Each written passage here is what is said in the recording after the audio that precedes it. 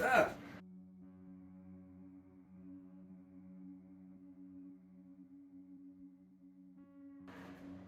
Hello everyone, it's me, it's Mikey from Live and Let's Dice, and today we are going to be painting up the Darkoath Maraurders, so the rank and file of the Slaves to Darkness unit part of the Darkoath box. And this is the scheme that I'm going to use across the board as a base for my Darkoath army and my entire Slaves to Darkness force.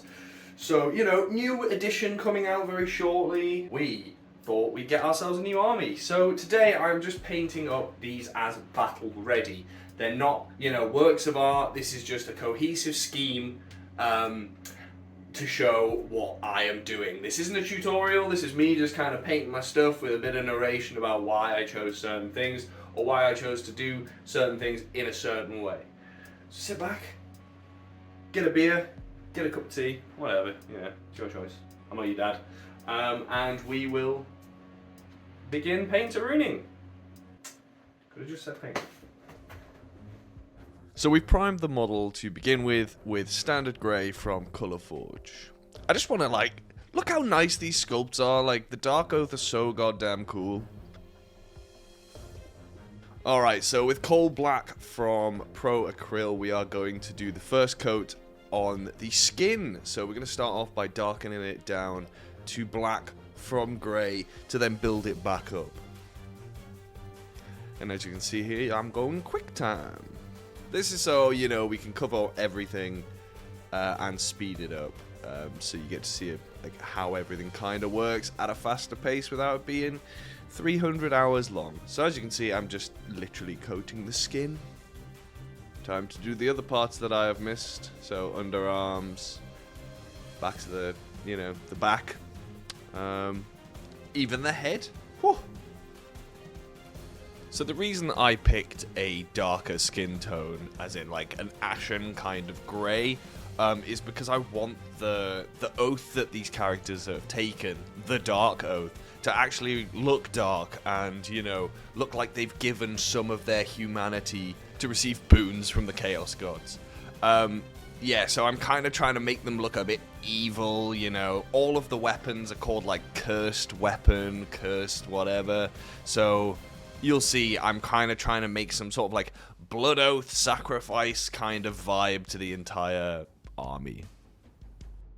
Alright, back to actually what's happening here. I'm using Russian green from Vallejo. We're going to use that for the pants and the tunics across the entire army. So any sort of staple clothes, they're starting off as Russian green.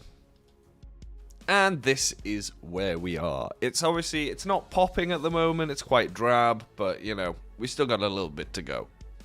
But a nice little checkpoint every now and then never hurt. So let's carry on putting those base coats down, eh?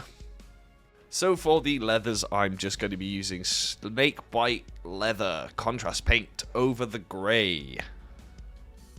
And that is going to be going on the boots and all the belts and straps that are kicking around. The reason that I'm not, you know, hamming up the leather is because it's not the star of the show. These are going to be battle ready. They're supposed to look good in a unit rather than singular model. Alright, now to take Baroque from Dark Star Metallics, and we are going to put this on all of the metallic areas. Shields, armor plates, buckles, you name it. Hilts. One little bit of information that I absolutely adore about Dark Star paints is that these metallics, if you let them cure for over 24 hours, you can actually polish them. Yep, just take a little rag and... done. Shiny.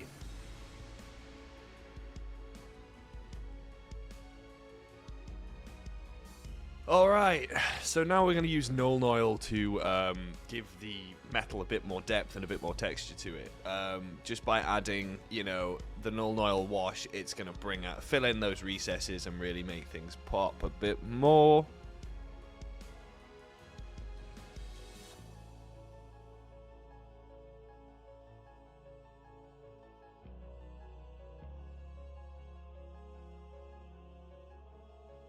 So now I'm just using Null Noil on the hilt, and I will be differentiating up the different tones of the metal by using Agrax Earthshade on the armor panels. Ooh, who's this cheeky chappy? Almost like he's just been mentioned, eh? So here I'm just kind of pointing to the different panels and stuff, and which I'm going to be using Agrax on, because I thought it would be helpful in the future, when it's just kind of confused me, and past Mikey has helped no one.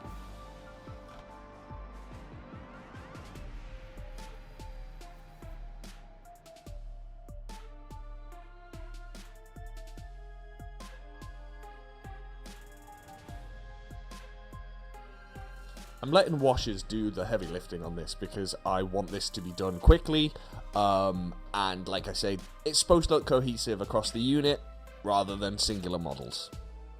And now we're going to mix in Vallejo's intermediate green in with the Russian green to make a mid-tone to start the highlighting process on the cloth.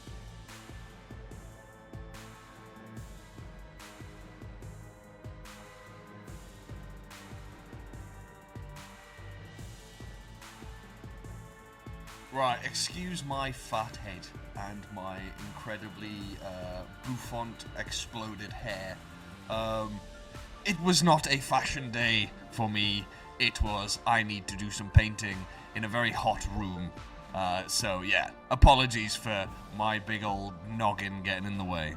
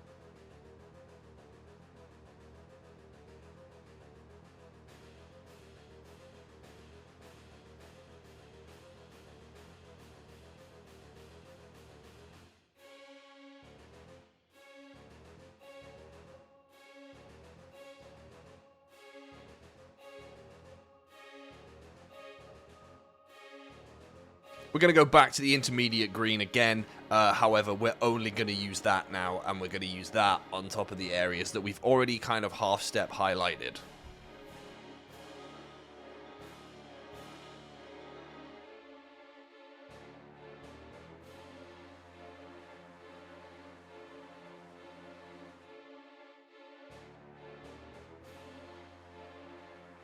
All we're really doing here is, you know, creating a bit more light valuation on the cloth.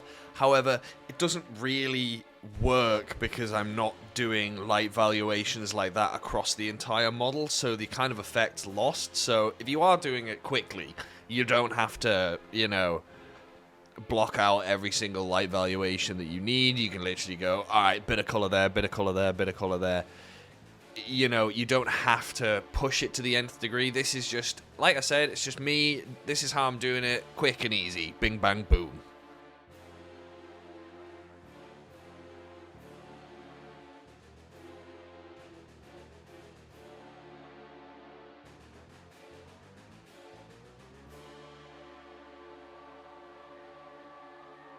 Okay, so for the first sort of highlight and step up in colour, for the skin, we're going to use Pro Acryl's Dark Warm Grey. Personally, for the skin on this particular model, I haven't been the most impressed with my skills, but, you know, at the end of the day, these models are supposed to be seen from, like, over a meter away, so whilst I'm painting it, I am, you know, holding it with an outstretched arm, so I can kind of see if the vibe's there. You know, I'm not doing a Golden Demon entry here. I'm literally army painting, batch painting, let's go. Fire it up. Ho ho.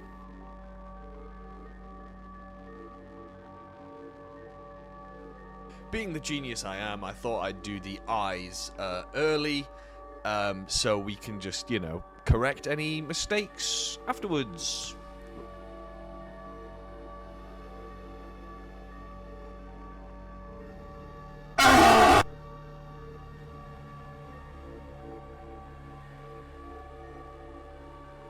We're going back in with that dark, warm grey, and we're going to tidy up the face here.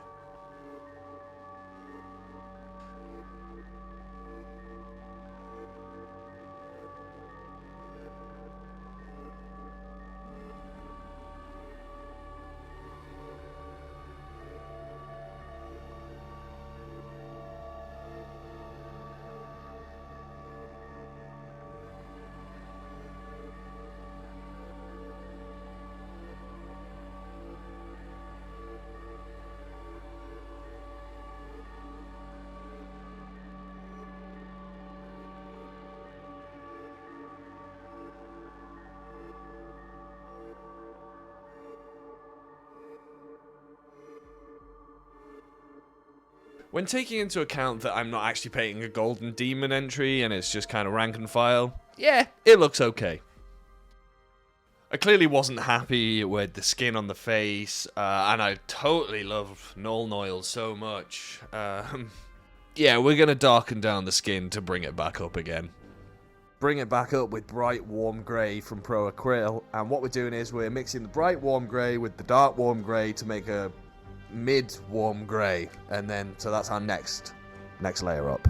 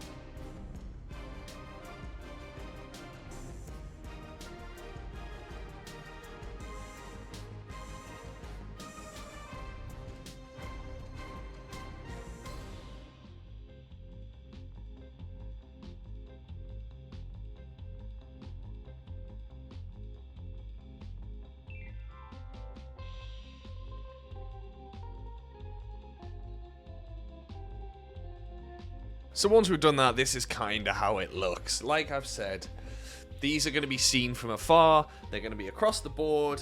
It's an army, so you know we don't have to make it like this. Ain't going in the Louvre. This is getting magnetized on a strip and getting put in a plastic box that I take everywhere with me. So because I was doing some jazz noodling, we're going to use some light umber to differentiate the colour of leathers. This is going on the boots.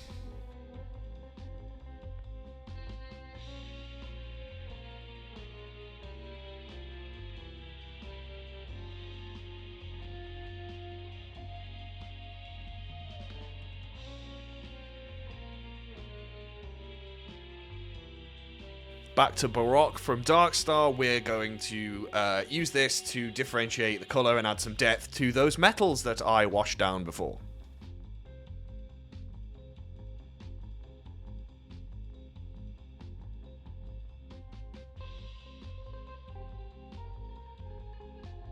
Using bold pyrite red, I'm going to give this character a little red necklace.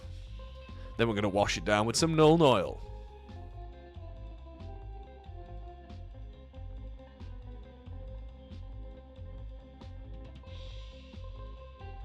So now using burnt red from Vallejo, we're going to start to create this cursed weapon look. So up the sort of center area of the weapon, I'm just applying this in kind of like a sort of burst out area. You know, it doesn't have to be neat because this curse is flowing through the weapon. Everything's going to look sort of non-uniform, but you know, as a whole, it's gonna match.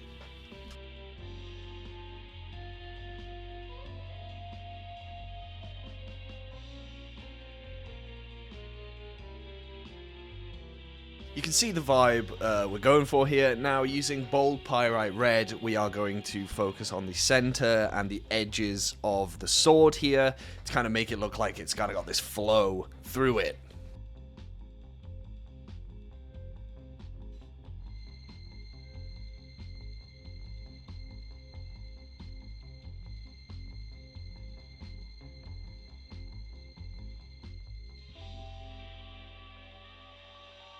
Now, using Phoenix Red from Reaper Bones, we are going to, highlight up yet again, focusing mainly on the edges and the extreme highlight points of the sword.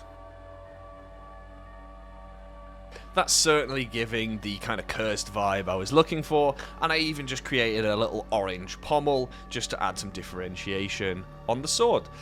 Now I'm just kind of going back over some of the metals with some agrax and some Nuln just to kind of differentiate and create more depth here and there.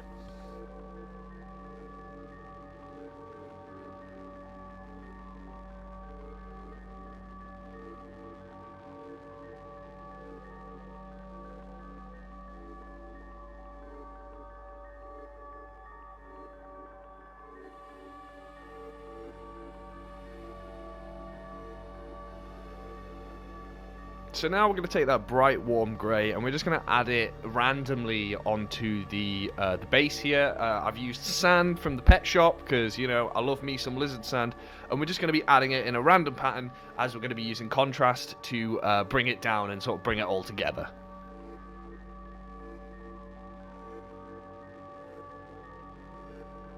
Which contrast, you ask? Basilicanum grey. Because I want a kind of barony, kind of wasteland, kind of ashen sort of area that these guys live in.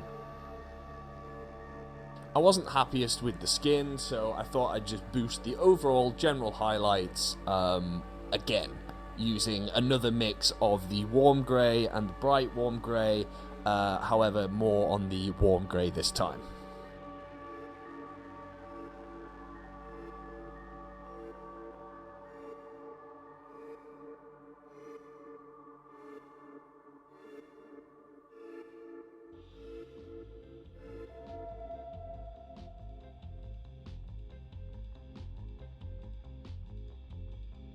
So yeah, there's the kind of overall vibe. Because these are only battle ready, I haven't bothered, painting the underside of the shield, because from the front and from the top, you can't see it. Don't at me, okay? I'm sorry.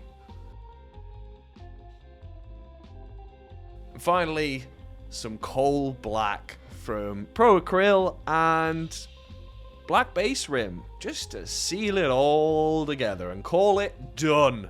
And here it is next to another of the Darkoath Maraurders. So you can kind of see how it's going to look across, if it's extrapolated. So there you have it. This is kind of my philosophy on army painting, because you're only going to see things from this far away. So don't worry about everything being a masterpiece. Just work on it at a level that you're happy with.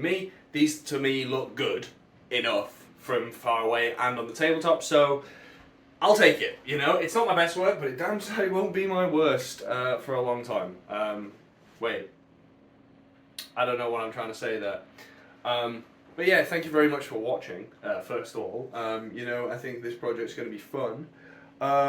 One thing I'm going to be doing next with the Darkoath, so my next Darkoath video, I'll give you a little clue until it comes out. I'm going to be basing my Darkoath Chieftain on a certain general from history, in which the game Dynasty Warriors adamantly, protests that you ever engage with this character.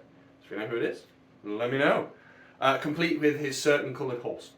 Yeah, so like I say, I've been Mikey. Thank you very much for watching. If you want to follow me on Instagram, you can, at FangandBang, all one word, in which I just kind of occasionally post what I paint and what I'm doing, and songs that I like. Nothing major. If you want to follow Live and Let's Dice, you can at loud_official, not official, because I'm an idiot.